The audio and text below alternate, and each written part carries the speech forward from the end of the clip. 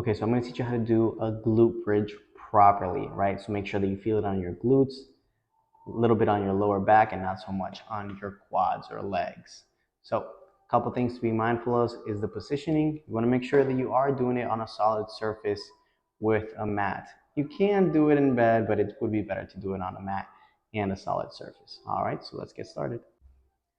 All right, so when you lean back, you're kind of leaning back in a comfortable position. You want to make sure your feet are basically tucked in, feet flat on the ground, right closest to you, arms flat on the ground, nice and comfortable, like pelvic tilt.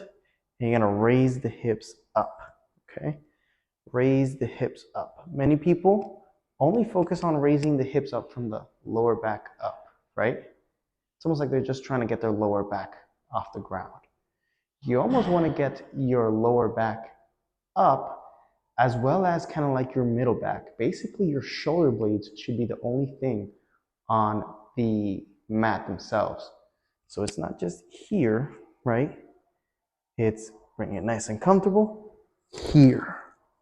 Really get those hips, lower back, only my shoulder blades are on the ground.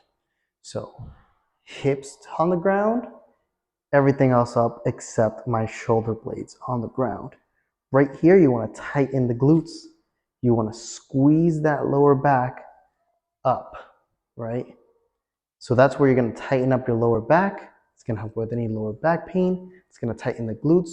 You are going to feel a little bit on the hamstrings, right? But you're not going to feel it as much on the quads. You really want to push those hips up in the air, keeping those hands nice and flat and your core tight. Bring it down slowly. As soon as you touch, you're coming back up. You don't need to rest.